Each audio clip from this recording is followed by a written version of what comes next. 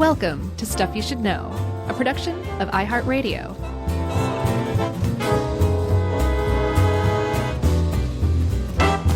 Hey, and welcome to the podcast. I'm Josh, and there's Chuck, and Jerry's here too. And this is Stuff You Should Know. And what we've got on our hands today, Chuck, is a hot potato of a real deal geological mystery. Hot potato? Mm-hmm. That's how Emily's family says potato.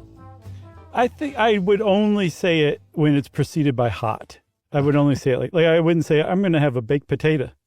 Like, you'd be out of your mind to say it like that. Nor would you say a hot potato. Like, what a square. Yeah, that is pretty square, isn't it? Get the stick out of your butt, fella, and loosen up. Right. Loosen up. Get the cardigan out from around your shoulders. Yeah, jeez. So that was obscure, but still. So like I said, this is a mystery today. And just to give a brief brushstroke overview with the widest brush, real lot of space in between bristles, just barely any paint on it. That kind of overview. Oh, wow. What we're talking about is something called the Younger Dryas, which is a pretty terrible name for this if you want to be catchy, right? Yeah. I mean, Okay. I think a lot of people would probably say WTF. Right. Well, let's just call it the YD if we're gonna put initials on things. How about that? Or abbreviate things. So the YD, the Younger Dryas, is this surprising, shocking period in Earth's history, fairly recent history, where we came out of the last ice age. Everything was going smoothly, and then bam, we got hit by another ice age out of nowhere. And that lasts for over 1,000 years, and then bam, it goes away just as fast as it came along. And paleogeologists, paleoclimatologists, all the paleos are perplexed as to what caused it and then why it stopped so suddenly too. That's why I said it's a real deal geological mystery. Yeah, and a time, as we'll see, where the Earth and its inhabitants and animals and nature was all going like, all right, thank God. We can finally get down to business and start being an Earth, like a legit Earth.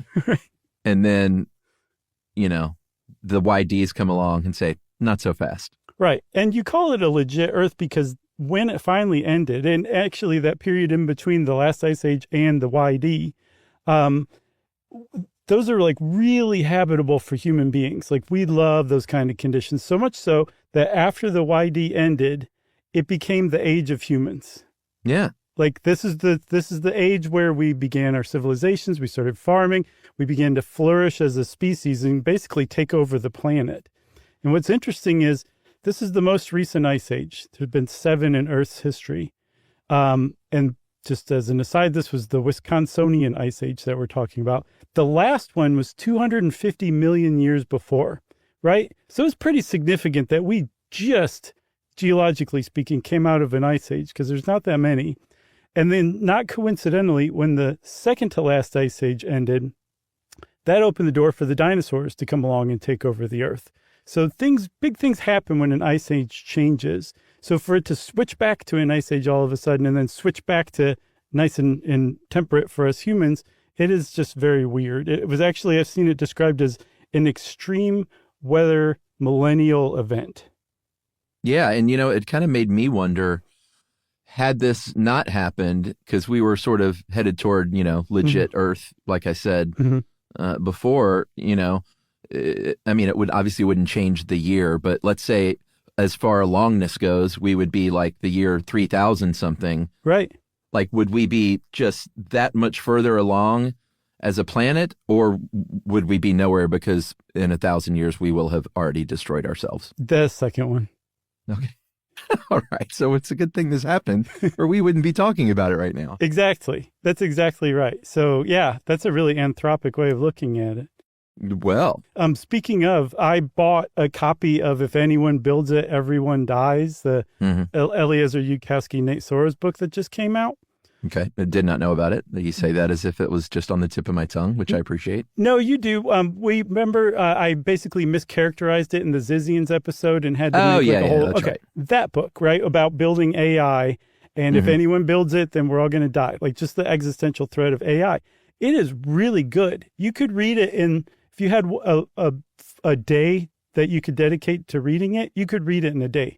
It's really popularly written, lots of really cool anecdotes. It's just very good. So I strongly recommend that book. Great. Okay, so let's kind of just back it up a little bit and go to the previous ice age, the Wisconsinian ice age, and talk about what Earth looked like that. Yeah, so it was very icy. There were huge ice sheets covering a lot of Earth, like most of North America, Northern Europe, and Asia. And as we'll see, a lot of the YD is affected the Northern Hemisphere much more than the Southern, but also weird things happen in the Southern Hemisphere that don't quite jive. That's why it's such a kind of a strange mystery. Mm-hmm.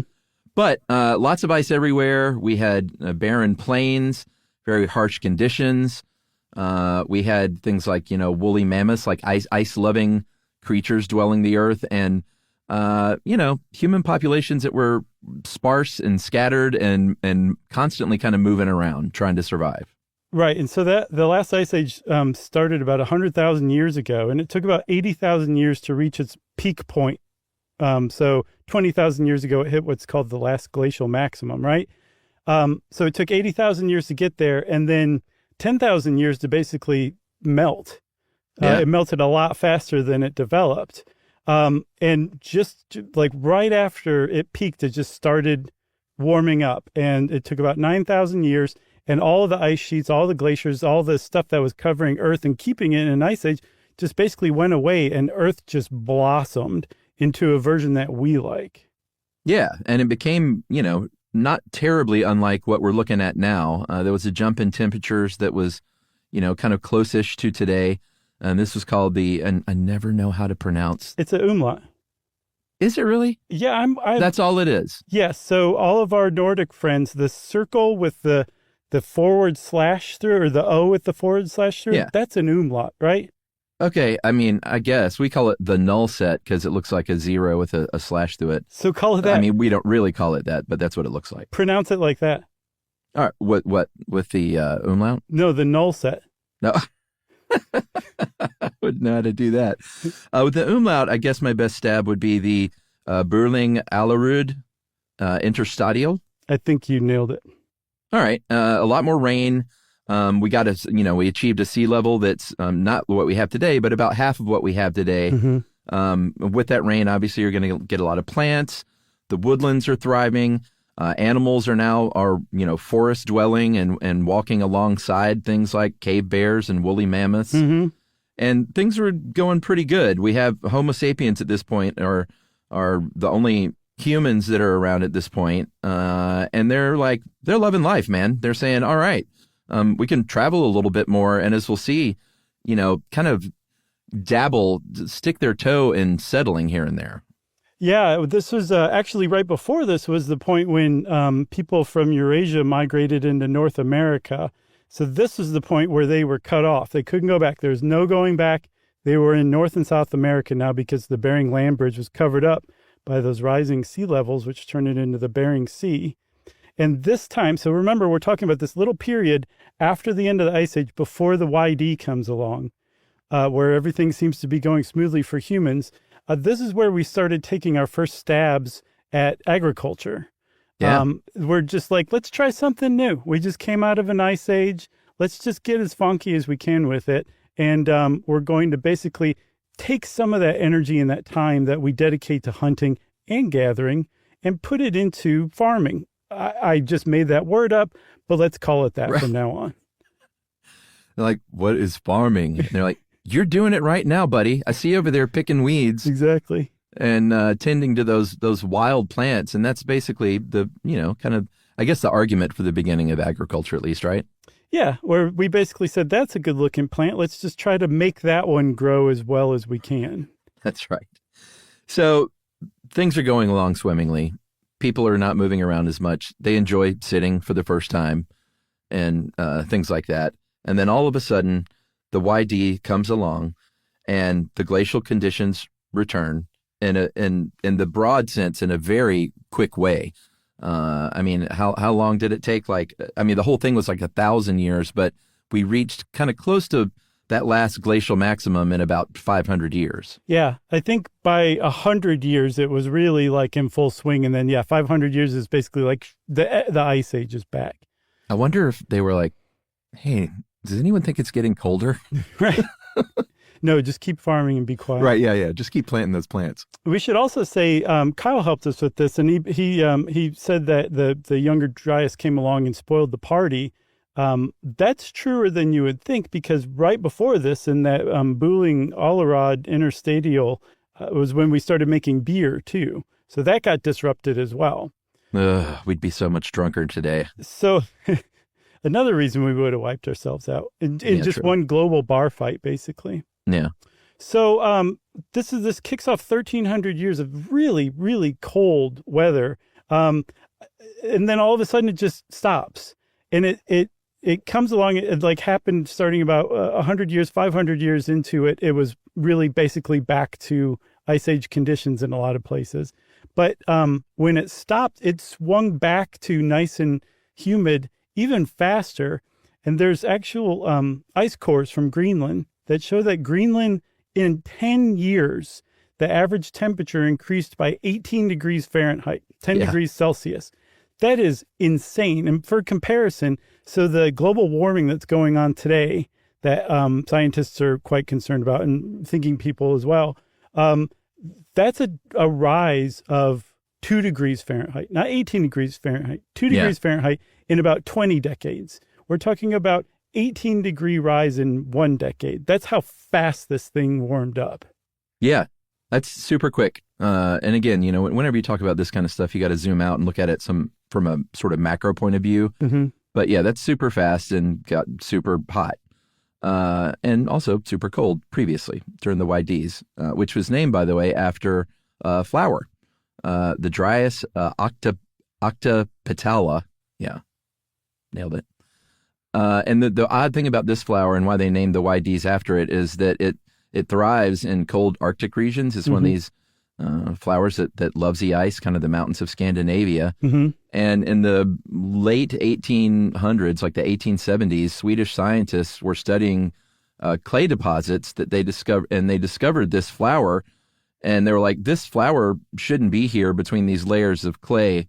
It was deposited by melting glaciers, but none of that makes any sense. No, because you've got clay from melting glaciers above it and clay from melting glaciers below this flower, and this flower thrives in temperatures where the glaciers are not melting at all. So it was a huge mystery. And then what made it even more mysterious is that it was confirmed by other clay deposits elsewhere in Scandinavia. So there was definitely something weird going on. And they named it Younger Dryas because there actually had been an older Dryas before that was not nearly as much of a bizarre freak as the Younger Dryas was. That's right. So we got the OD, we got the YD. Mm-hmm. Should we take a break? Yeah, that sounds like a pretty good time for a break, yay? Yeah, yay. All right. We'll be right back. Chuck and Josh. Stuff you should know.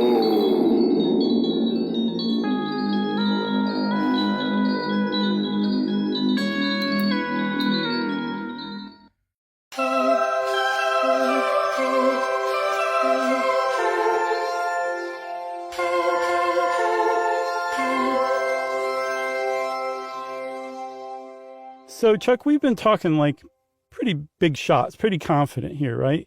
Yeah, a couple of tough guys. Exactly. And the reason why we're doing that is because of ice core samples, a lot from Greenland, also from Antarctica, and sedimentation from high altitude European lakes. That's why we're talking so tough right now. Yeah, and those are big deals. You can find out a lot from an ice core. You can find out like basically what it accumulated there, like stuff that the wind blew in there from other places. They've got these little bubbles in that ice, and you can trace gases even that were present back then and compare to like other parts of the world at that time. And like, oh, well, we have these gases here. We have this sediment here. We have a distinct lack of pollen for this period here, which means like probably a lot of plant life was killed off and stuff like that. And then the lake stuff is super valuable too, right?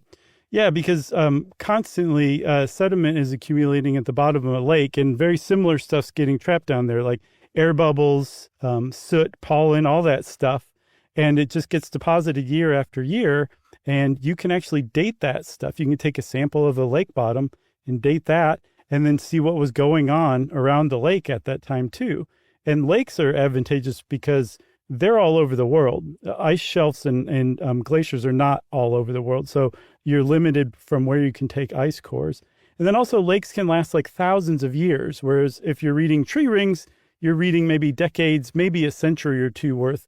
A lake, it's going to give you way more than that. So it's pretty clever the way that they can take this stuff, not only figure out when this sediment deposit or this ice deposit was put down, but also what like a lack of pollen or what type of pollen means for like the world at large at the time. I just think that's pretty cool that humans are able to do that. And they don't seem to just be making this up. You know, a very niche, nerdy stuff you should know t-shirt could just be lake bottom greater than symbol tree ring. That's a super nerdy. I think that would actually offset the be dumb and happy one that you got generated. I think so. But just, you know, you walk around like Comic-Con and somebody will say, I know exactly what you're doing, buddy. Mm-hmm. And they'll just silently walk past you and give you the high five and the low five without stopping. Right. But it'll be a sort of a nerdy, they'll miss the high five. It won't be quite right. Right. They'll try and fist bump you when you put up your hand or something. Or they lock fingers with you on the low five, and you guys keep trying to go in different directions. That's got to be the worst. I thought the fist bump and the hand together was the worst, but that's pretty when bad. You high five and someone holds on and locks fingers, then not what you're after. It's so weird. Oh goodness. I don't know why I think of Oprah Winfrey when has she ever done that? I think she likes to raise people's hands like they just won a boxing match or something. All right, so we're settling into the YD. I mentioned earlier that the northern hemisphere was the one that was really affected the most, especially around the North Atlantic. The southern hemisphere, we'll talk about some weird abnormalities there as well. But these ice sheets advanced across the Arctic Sea just like they did during the old LGM, the last glacial maximum. Mm-hmm. Is it glacial or glacial? Oh, I don't know. Depends on whether you say potato or patata. Yeah, I guess so. The Rockies here and would later be the United States expanded. The Alps expanded. They found very weird things like penguin-like creatures in southern Italy. Like things were getting really out of whack again, and everyone back then was like, WTF. Yeah, and the like even if you weren't living in an iced over area, basically due south of that was tundra. Like so, Western Europe, which is nice and verdant and lush right now, was tundra at the time. You got grasses, maybe a fox or two if you're lucky and you're bored just looking around, because it's not the most pleasant landscape to look at. Yeah. And remember, humans are running around at this time. I think we shrunk tremendously as a population down to maybe the highest estimate I saw was around 10 million people across the entire planet at this time. That sounds nice, actually. Yeah, kind of. Talk about elbow room. But all the plants and animals that had started to thrive in the middle, in between the Ice Age and the YD, they died back. And all the animals and plants that had died back during the interstitial period, they came roaring back. And they were like, we love the YD. We're happy again. Yeah, for sure. I mentioned the pollen retreating, being evidence of the tree cover going away. And they found evidence of that in ice core once again. This is in the Hulu cave in China. And it showed, a drastic reduction in tree pollen, which, basically you can infer that a lot of trees died out during this icy period. Right. And from that, you can also infer that there was probably less rain because trees help generate clouds and they also help keep the planet warm.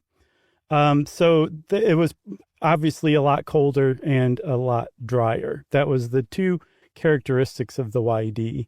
And then, like you said, the southern hemisphere experienced something radically different, right? So remember, northern Europe is covered in ice again. It's tundra right below that. And then if you go down to Antarctica, they basically hand you like a lei and a Hawaiian shirt and like a Mai Tai. Yeah, it's so crazy. When I was going through this stuff, that to me was like the big reveal. I mean, I'm a big dummy when it comes to this stuff, so I just figured that would have been even colder and even worse. But temperatures actually rose in the southern hemisphere, and a lot of the southern hemisphere became warmer and wetter, and the sea surface temperatures increased in the Caribbean and the tropical Pacific, and the mountains of New Zealand saw warmer conditions. So it was like everything was kind of upside down all of a sudden. Yeah, but you also mentioned earlier that it didn't happen. There were weird pockets here there, which also goes to underscore how bizarre the Younger Dryas was. Like there's a basin around Venezuela, and it actually had temperatures drop. So this is the southern hemisphere, right? It saw a temperature drop of 3 degrees Celsius, 5.5 degrees Fahrenheit. And every time I see something like that, I'm like, so? Like, that's not that big of a deal. Right. It turns out it is a really big deal, even though to you, an average winter temperature of 55 going down to 50 doesn't Right. sound all that bad. But climatologically speaking, any change in temperature, even by half degrees, has really huge weather consequences over, say, the course of a year. So in this case, dropping by 3 degrees Celsius or 5.5 degrees Fahrenheit, it might not have seen that much temperature-wise over an average winter, but it also opened up the door for way more freak weather. So they might have gone from like no blizzards whatsoever, maybe one blizzard a year, to 3 blizzards a year. And that definitely impacts local conditions in the life there. So it makes a really big difference even when you see little changes to average temperatures. Yeah, for sure. There were likely some animal extinctions happening. You mentioned the amount of humans, which was at probably at an all-time high at this point, started going back lower and lower. Their available food was getting slimmer and slimmer. We mentioned they were dabbing their toe in the pond of kind of settling down a little bit and not hunting and gathering and traveling everywhere. And all of a sudden they had to pack it up and start moving around again to try and find food again. Yeah, and there's the evidence that the human population contracted, meaning there was a lot of die-off. It shows up in archaeological sites like the Herensberg culture in present-day Germany, Austria, and Belgium. During the YD, the archaeological sites dropped by half compared to what they had been just before the YD, which suggests that there were a lot fewer people making a lot fewer camps or villages. And then also significantly, in North America, this is when the very famous Clovis culture just disappears from the record, Clovis. We did a whole episode on the Clovis. Yeah, they used to pop up a bunch. Remember the whole Clovis First police and all that stuff? Yeah. Yeah. God, man, this feels like 1,000 years ago. It really does. But so this is when they disappeared. And they don't think that the Clovis all just died off, but they think that these weather conditions and hardships for living basically dispersed them, and they started forming the prototypes to the bands of Native Americans that we see today. Yeah, for sure. Another interesting thing is in sometimes in the times of trouble, there can be human advancement because you're struggling and need to think of better ideas on how to do what you're doing. And it seems like that might have happened with the hunting because the animals are more scarce, hunting is harder, the game is just not around. So this is where we saw at least one thing that we think might have been an advancement was the Harif point, Harif, which is basically a new and improved arrowhead came about, and they think it's probably because they were struggling and they needed to kill better. Yes, and it was quite an innovation because the arrowheads they were using before were made of dandelion heads. I know, and those, you know what? The animals loved them. They did. They were like, dude, shoot me again. Yeah, shoot one of those my way. I could use a laugh. Right. And then also, Chuck, it really helps that there were people dabbling in agriculture before the YD came along, because it seems to have given the people related to them a bit of a leg up. Like they didn't have to figure out agriculture from scratch under these conditions. So in pockets where there was vegetation and a decent amount of game, people did settle down again in those areas. There's a place called the Zagros region, which is in modern Iran, which shows settlements that were basically probably not just hunting camps. They were probably permanent or semi-permanent settlements. So people did like sit down where they could and set up shop. And as a matter of fact, some people say, okay, people were kind of dabbling in agriculture before, but it was just dabbling. And in fact, that culture might not have been passed along. It is possible that the younger Dryas did force humans to basically adopt agriculture because, again, remember, conditions are so terrible that whatever leg up you, a human, can give to this plant that you're going to eat later is invaluable. So that's basically what agriculture is helping plants along to make them grow better. Yeah, and that became a challenge in a lot of ways, not just because of the ice, but they found, once again, in those ice deposits or the ice cores, they found air bubbles with a noted decrease in concentration of CO2 in the atmosphere. Yeah. And so all of a sudden, these wild cereals that are growing, their yields are going to be way down.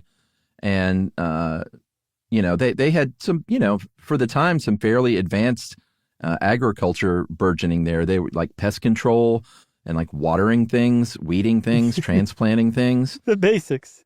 Yeah, the very basics, but that's, the very beginnings. And this put a big sort of stop sign in front of all of that. Yeah, like imagine being the guy who is watching the other guy pour water out of his gazelle flask. Yeah. Onto like a little the ground. Yeah, like some wheat. Be like, what are you doing? And they'd say, just watch. Just give me a couple thousand years and you're gonna be blown away. Yeah. You want this water to be beer one day, fella? Exactly. Let me pour it on this grain. Right. And then it magically turns into beer. Oh man. Shall we take another break? I think we shall, Chuck. Chuck and Josh. Stuff you should know.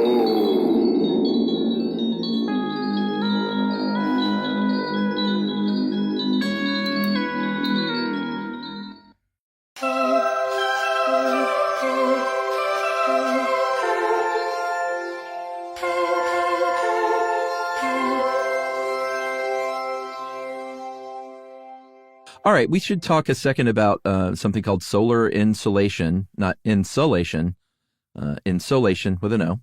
And this is how much solar warmth reaches the Earth's upper atmosphere.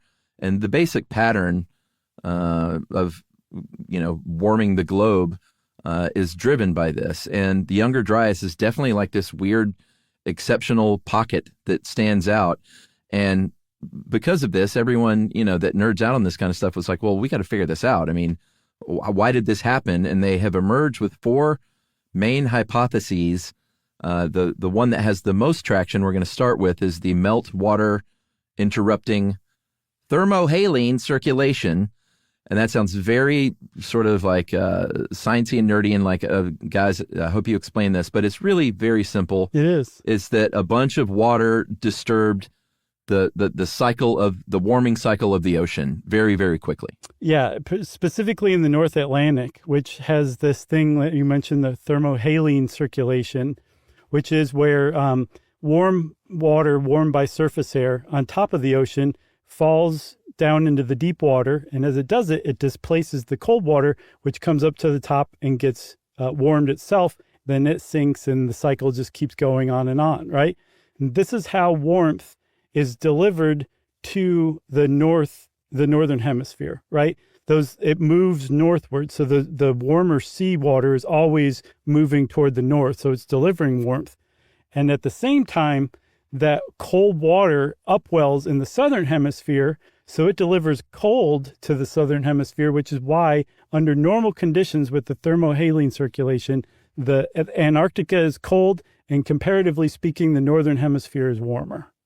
That's right. All right. So park that in your brain and then understand that North America at the time had this huge 700-mile by 200-mile lake called Lake Agassiz, I guess. Sure. Agassiz, if you're an Andre Agassi fan. It developed as the Laurentide ice sheet and extended down to the Great Plains and blocked the Great Lakes. And all the rivers that were flowing there backed up, and it formed this big natural reservoir that was 700 by 200 miles big. And this theory holds, the meltwater theory holds, that as that last glacial maximum warmed things up, that ice sheet retreated, the block passage to those Great Lakes opened up, and all of a sudden billions and billions of gallons of fresh water make its way down to the North Atlantic. They think a similar sort of thing happened in the Nordic region. But you're like, all right, so that makes sense. But was this water like super cold or something? It was cold, but the main thing it did was desalinate that upper ocean water, right? Yeah, and so fresh water is less dense than seawater, and so a bunch of fresh water mixed in with seawater makes it less dense than it normally would be, and it needs to be dense to fall down to the deep ocean, which makes the other deeper water come back up, right? Yeah. So that means that the thermohaline circulation is interrupted, and if you have an interruption in the thermohaline circulation, it just stops moving like that. You would expect to see the northern hemisphere get cold because there's warmth is not being delivered there any longer. You'd also expect to see Antarctica warm up because that cold, deep ocean water is not welling up around the very southern hemisphere. And that's exactly what you see with the younger Dryas. It's a really beautiful, elegant explanation that I think was hypothesized in 1982. And up until very, very recently, you were a fringy nut if you believed anything besides that as the explanation for where the younger Dryas came from. Yeah. I mean, it makes sense to me, but that's why I love science is people keep poking around and the fringe nut maybe one day is proven somewhat right. And that, well, I still think that the meltwater is probably the reason why, but one of the other hypotheses is the impact hypothesis. And that is, like you said, was pretty controversial until more recently. It has gained a little bit of traction because some things do kind of add up. But the idea here is that a meteorite or a comet or something impacted the Earth, maybe an airburst even, and that released a thermal pulse that kind of set the world on fire almost, like all these massive wildfires across all the continents.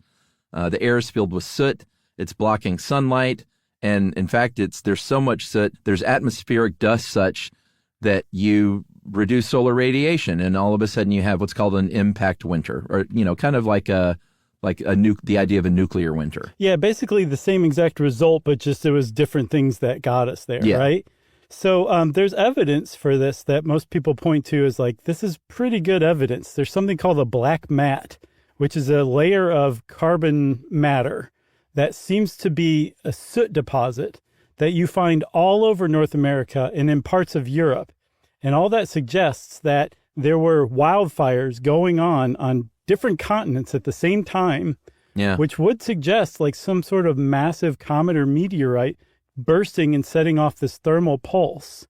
So the fact that those things coincide on two different continents with the onset of the younger Dryas has definitely made the impact hypothesis much more popular than it was before. One thing detracting from it that probably makes some legitimate scientists wary of embracing it publicly right now is the writer and science contrarian Graham Hancock latched on to the impact hypothesis because he has this theory, I guess you could call it that there was an ancient apocalypse around the time that the younger Dryas happened that wiped out massively advanced civilizations that we don't even know it really existed and reset humanity. And then we had to rebuild from there. And there's not a lot of evidence, if any, for this stuff. It's really, really fascinating. But the evidence we do have, the scientific evidence we do have, doesn't set that up. But anyway, he basically said, see, this impact hypothesis supports my idea that there was an ancient apocalypse. And scientists tend not to agree with Graham Hancock much. Yeah, and the other thing, there's a couple of more sort of smaller points that might support this. One is there was a platinum spike in South Africa that preceded the YD and in some other places. And platinum is, a lot of time within meteorites, so maybe some support there. And also sometimes people kind of combine the first one and say maybe there was an impact combined with this meltwater thing. So there was a low atmospheric explosion over North America, and that's what released all this meltwater all over the place. Yeah, which makes sense. It's basically like handing an olive branch from one hypothesizer to another, Let's work together. Yeah, let's go get a drink and just settle it. Also, as an aside, remember our Göbekli Tepe episode? Oh, yeah.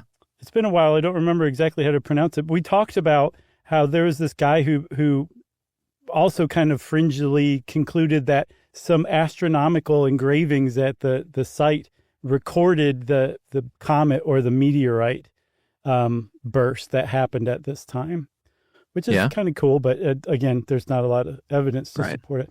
Moving on, there's a couple of other explanations that don't have nearly as much traction, but they do make sense. One is a supernova explosion.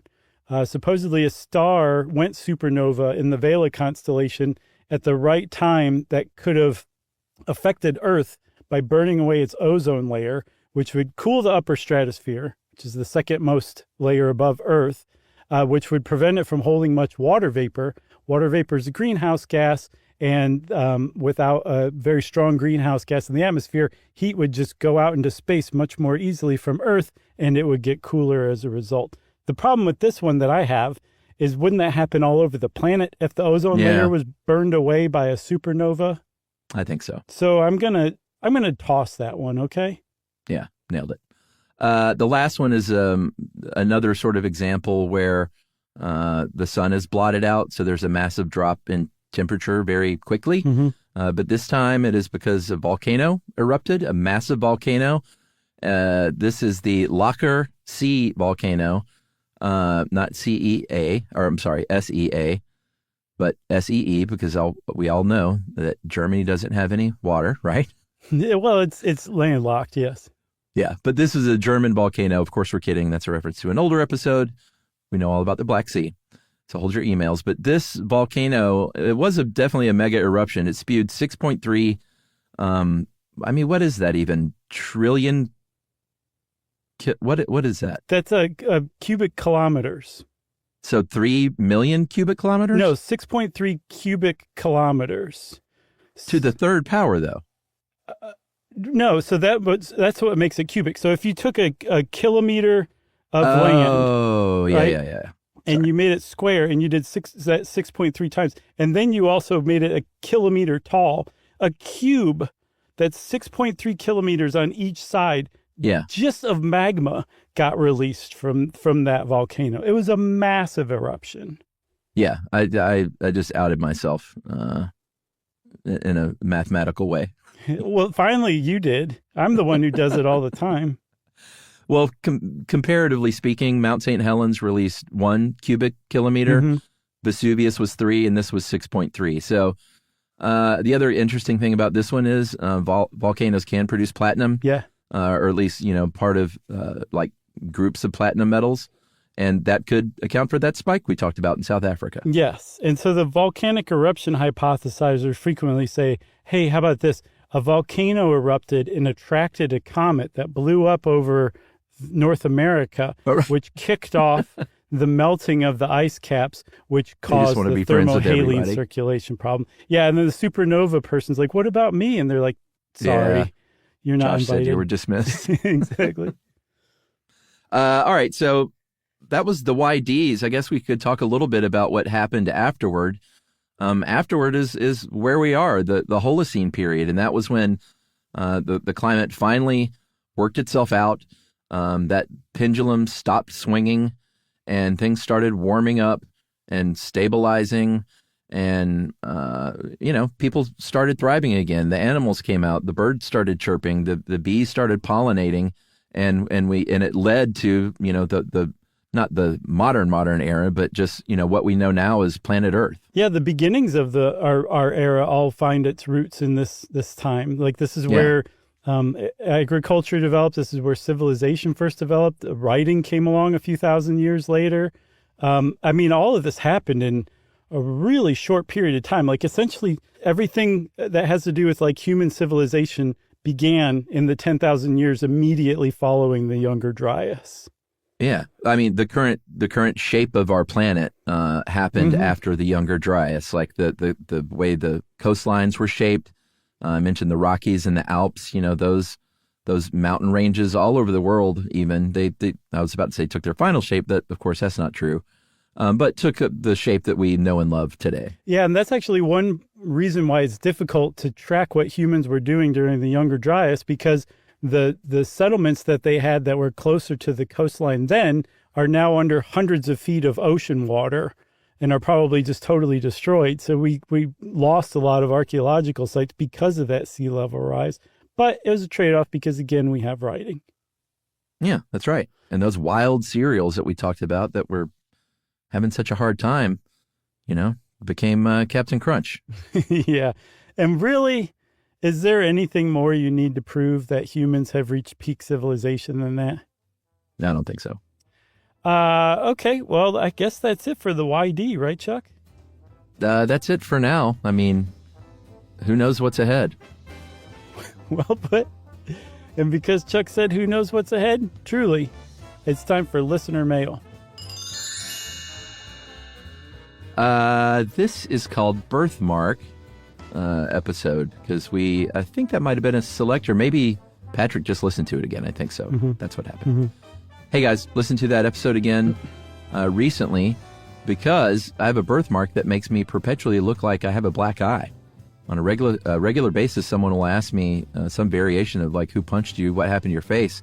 I used to enjoy giving a clever story as a way to mess with them, like getting kicked out of a nightclub or squaring off with a bear, but I started to feel bad for lying even to my friends, even if only for a minute. So now I usually just take the boring route and explain that it's a birthmark.